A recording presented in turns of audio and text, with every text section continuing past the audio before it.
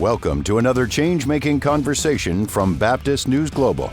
You're listening to a special podcast series titled Highest Power, Church and State, featuring writer, poet, and musician Rick Pidcock. Now here's Rick.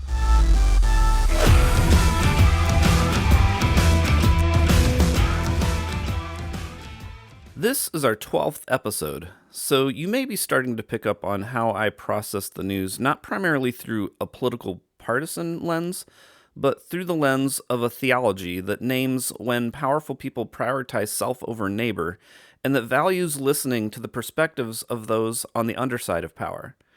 In our interview segment today, I'm going to be talking with Karen Swallow Pryor about Secretary of Defense Pete Hegseth banning 381 books from the U.S. Naval Academy that shared the stories and perspectives of those on the underside of power.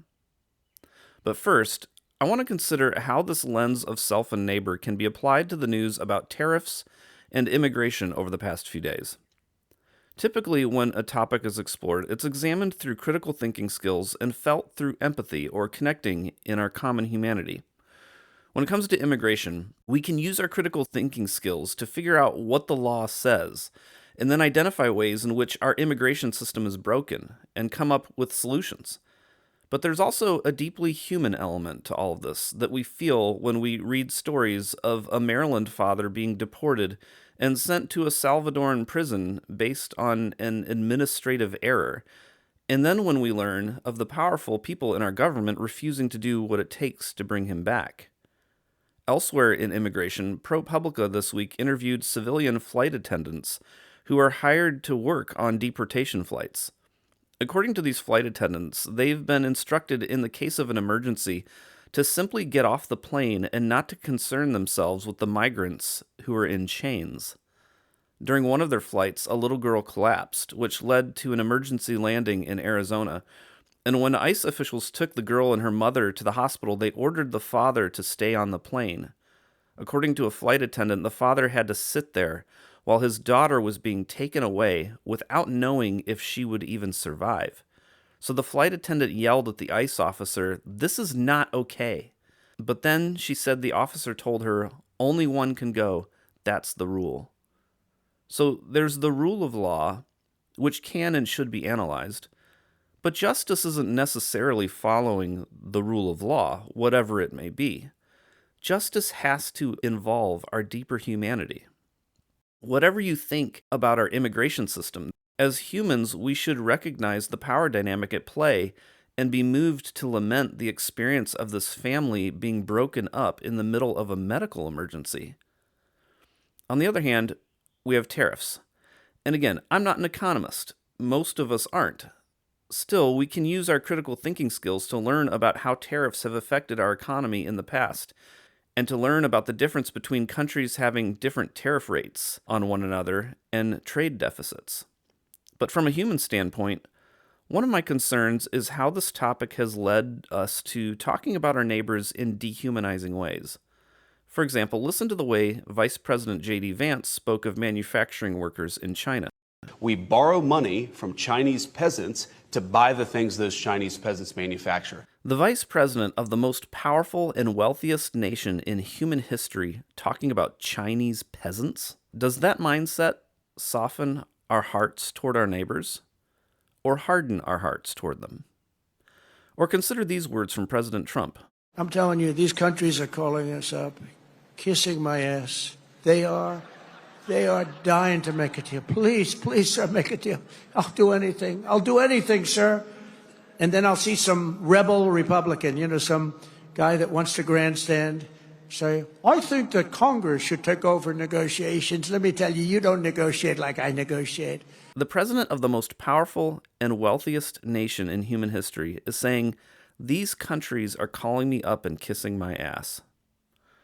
Whatever you think about tariff policy, the reality is that many of these countries are quite poor. Jayati Ghosh, economics professor at the University of Massachusetts Amherst, talked to Democracy Now! About the wanton cruelty of these policies because, quote, many of them are really the poorest, most debt-stressed, most climate-impacted countries in the world, and to actually attack them in this completely unnecessary way is quite unbelievable.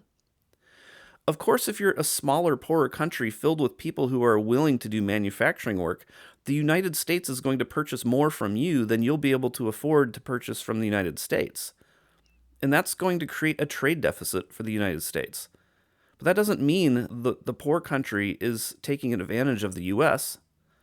So to demonize and penalize the poor country is, as Ghosh said, wanton cruelty toward our neighbors. Again, I'm sure there are conversations to be had regarding fair trade, and not every country fits this dynamic that describe the poorest countries. So we can use our critical thinking skills to improve these deals. But there has to be some kind of human element where we recognize the fact that we're treating our poorest neighbors in harmful ways, simply as assets and commodities to control. And perhaps nobody made this more clear than ICE Director Todd Lyons. At the 2025 Border Security Expo in Phoenix, Lyons said, quote, "We need to get better at treating this like a business," unquote. And then he added that the deportation process needs to be, quote, "like Amazon Prime, but with human beings," unquote. In case it's not clear, human beings are not Amazon Prime packages. But when we interpret reality through the lens of money, perhaps one might say mammon, then people become dehumanized as commodities and assets to be manufactured and controlled, rather than as neighbors to be heard, valued, and loved. So imagine if there were books written from the perspectives of those who have been marginalized by the powerful. Imagine what these books might have to say about the systems that have been created and that have harmed them through the generations. Do you think perhaps they might have some thoughts that could make the powerful feel uncomfortable? One of the stories we've been following over the past 5 years in my articles for BNG has been book bans. In this past week, it was revealed that Secretary of Defense Pete Hegseth has banned 381 books from the U.S. Naval Academy.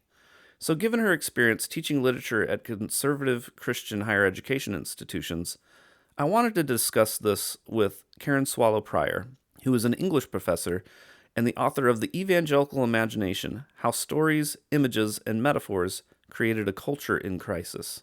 I wanted to talk with you about this story where Secretary of Defense Pete Hegseth has banned 381 books from the U.S. Naval Academy Library. Robert P. Jones said, "The list of banned books reads like a who's who of leading writers. It includes award-winning and best-selling books, many of which have established themselves as foundational works in their fields." And then former U.S. Representative Steve Israel said, "The act of banning history books in a naval library is a betrayal of the men and women who keep us free. Instead of encouraging critical thinking skills, the Navy has decided to dull them." So I know there's a variety of books that were banned. I'm totally fine with people disagreeing with what was written in those books. But to the point about critical thinking skills, I'd love to hear your thoughts on why it's important to read books from a variety of perspectives, including those we disagree with, in order to encourage critical thinking skills. It is essential to read books that we disagree with or books on topics that we haven't made up our minds on, because how can we even try and test what we believe to be our own views and beliefs without encountering those that oppose it? It's simply it's this is a ridiculous move on the part of the government. It obviously is going to hurt the students in the Naval Academy and dull their critical thinking skills. But it's also just it's a symbolic move. It's an attempt to again wield some form of false authority and power by removing books with certain titles. And obviously, students can obtain the books by other means, far less convenient. It's not as though there's no way to get these books, but it's an assertion of power and control. And to me, that is the scariest part of this. And it's not even just like a Christian versus non-Christian thing, because a lot of the books were written by Christian authors. It is. And I mean, the Naval Academy should not even be concerned with the religious viewpoint of authors. or the political viewpoint of authors. I glanced through the title of the list of the nearly 400 titles, and my guess is that along with a lot of the other things that this administration is doing is that they used a keyword search because most of the titles have the word race or critical theory or gender in the titles. They even removed a book on medieval drama. Interesting.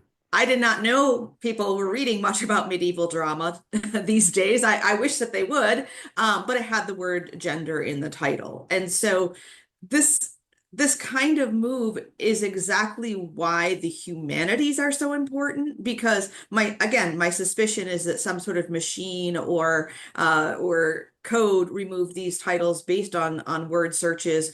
But as human beings who need to read and grapple with these texts and ultimately decide which ones belong on the shelves and which ones don't. I mean, a library can't hold every book, but there should be a representative selection of titles that will produce well-rounded students with critical thinking skills. I'll have to ask Beth Allison Barr what she thinks about that medieval book on gender. I bet she'd have some thoughts. I bet you would. It's especially interesting too that it's a higher education institution. So when I was enrolled at a well-known fundamentalist university, I remember one professor one time got upset and raised his voice at me when I asked in a church planting class if I could write a book review on an Ed Stetzer book on church planting. And then there was another time when John Piper came to speak at a local church in town, and our seminary students were forbidden to go hear him. And but then like when I went to Northern Seminary, I had a completely different experience where I was encouraged to read all kinds of authors, and I learned about entire worlds of theology that I never even knew existed. So I'm curious, like how extensive of an issue do we have with higher educational institutions controlling what students are allowed to read? Is it more of a fundamentalist mindset? Is it also present in more mainstream evangelical institutions who have been co-opted by Christian nationalism? Is it increasing as Christian nationalism has grown over the past few years? It's interesting. I can only draw on my own experience and sort of anecdotes that I hear about. And at my former evangelical university, actually, the library there was fantastic and often included books that other schools might not include. In the days before my arriving there, they used to put a sticker on the book saying that the views it contained did not necessarily represent those of the institution, which is cute and fine, and that's a better way of going about it rather than banning the book altogether. And so I think that what we're seeing in the recent years that you just described, even though your experience wasn't so recent, is the results of this increased polarization. And so I wouldn't be surprised if we see more and more books being pulled or not included based on very specific pressure points. I mean, the pressure points that you described had to do with theology and doctrine. The pressure points that many evangelical and conservative schools are undergoing now have to do with diversity, equity, and inclusion, or critical race theory. But I do, again, I'm glad that you drew the distinction between higher education and and younger levels of schooling, because oftentimes these discussions around book banning conflate categories and terms, and we end up having not very fruitful discussion. We certainly should not be having every book available to every child of any age in any place. I mean, there is a role for age appropriate texts and institutionally appropriate texts. For example, schools should be focused on teaching more important core subjects, and those kinds of books should take priority. But when we're talking about adults going to school and usually paying money to go to school, or the government supporting them through loans, the very purpose of being there is to develop critical thinking skills, develop our overall humanity and understanding of one another so that we can go on to do more effectively whatever it is that we are intend to do upon leaving school. And so that opens up a whole other set of issues and questions that are different when we're talking about minor children.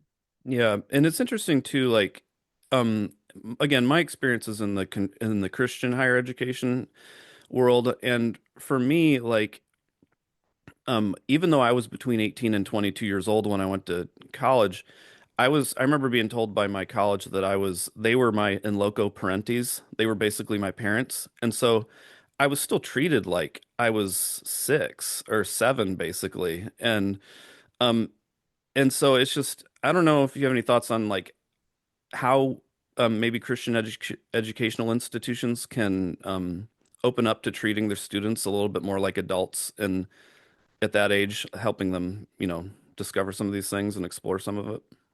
Yeah, I mean, in loco parentis is a legal term that actually does apply to schools in different ways. I think it was misused in that case. It does apply in some circumstances when a student is sheltered and housed and educated in an institution. But yeah, let's address this question specifically as Christians. And as you know, I'm a more conservative Christian, so I want to address it that way. We as Christians, and especially if we hold to more conservative doctrinal belief, we are the ones who should believe so strongly in what we understand to be the truth that we are the ones less afraid of encountering false versions of Christianity or other things. We should be so well grounded and so well rooted that we are able and willing and actually eager to encounter opposing ideas, to have our own ideas even challenged. Because if we believe in truth with a capital T, why would we not want to continue to pursue it? And so we have a long tradition in the Christian church of this kind of thinking. It is really only I mean, even the Puritans talk about reading good books. I mean, there are other Puritans who, shied away from the stage and from drama and so forth. But it is really only in more recent American evangelical history, I would say, where we are characterized by such nervousness in encountering different ideas that may perhaps we can point back to the Scopes trial, because it's not about the ideas, and it's not about truth. It's really about the fear of losing territory, the fear of losing political influence, the fear of losing influence over our own people. And if we really believe in the truth, then we should have none of those fears. Hmm. So one of the fears and concerns I have noticed among conservatives is, especially in recent years, has been that reading people you disagree with might lead you down the slippery slope toward empathy. And so like when I was at a conservative evangelical church, we hired a worship school that had us read books from people like N.T. Wright or Henry Nouwen. And these were men at the time who I thought were heretics. And I remember reading Nouwen's book, Reaching Out, The Three Movements of the Spiritual Life, and I was just stunned at how he was increasing my self and neighbor awareness and how he was moving me with compassion toward myself and my neighbor. And I often think about it like when Jesus said, Father, forgive them, for they know not what they do. Like, I had so many deep wounds that were influencing what I did that I wasn't even aware I had. And he was helping me become aware of these things and grieve them and lament them and heal. But when my pastors knew we were going to be reading these books, they told us we needed to read for the purpose of having discernment, which felt to me in that season of healing as this very heady intellectual categorization process. And so, like, especially from a Christian perspective, I understand the need for discernment. But for me personally, reading these authors who I disagreed with at the time was opening up something relationally in me. It was softening my heart toward myself and my neighbor.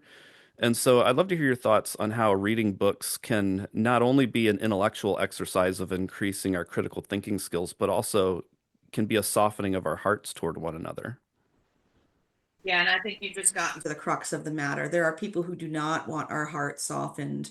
And there's a sort of an underlying assumption that to have a soft heart is to have a softer theology or softer mind. And that's certainly not the case. And I think the earlier and the more frequently we read the kinds of books that will have that heart softening effect, actually we are better able to hold on to our convictions in a way that is more human and humane. We don't have to lose our convictions simply because our hearts are softened.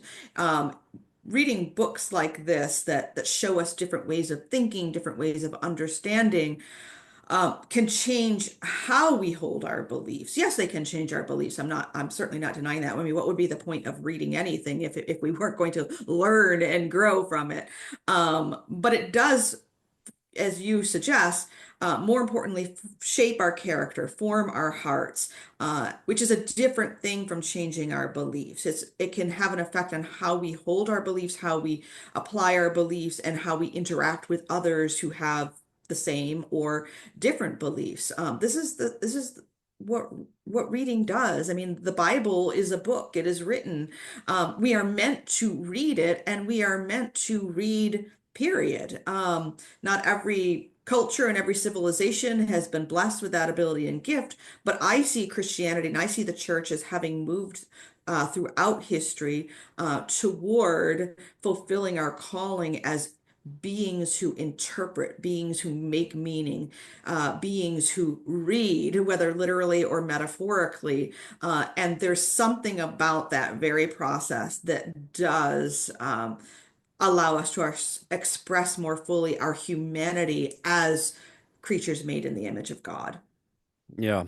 So going back to the list of book bans, it's interesting, especially when you're dealing with topics like racism or sexism, how many of these books present the perspectives of those on the underside of power historically.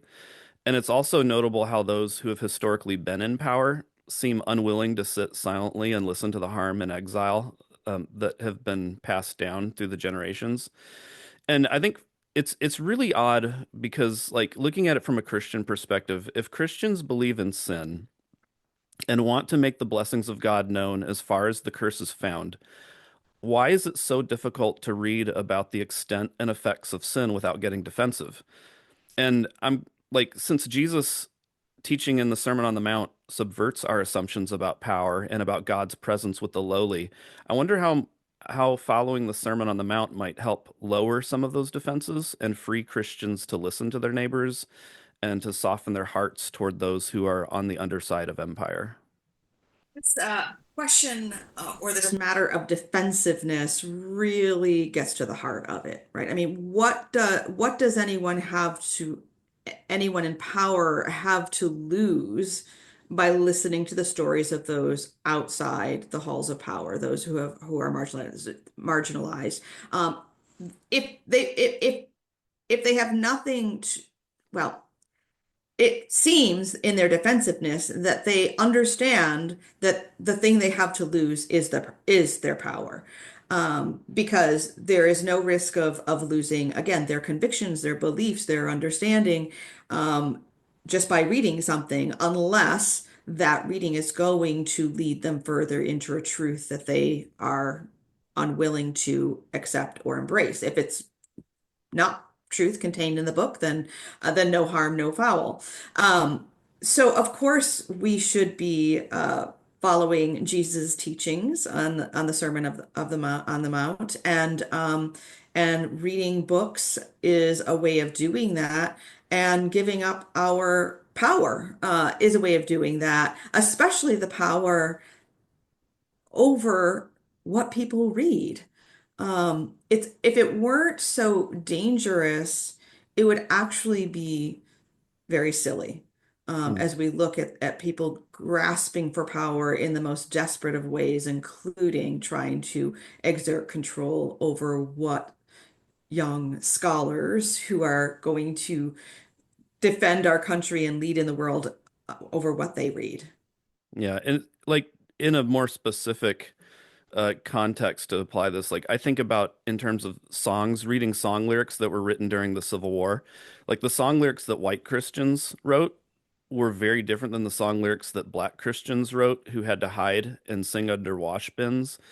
And so I don't understand why, to me, listening to the songs that the black Christians were singing in hiding and coming out of hiding, that shouldn't threaten white Christians at all. Like it should move them with compassion toward their black Christian neighbors and create conversations that could restore relationships that have been so exiled from one another for so many years.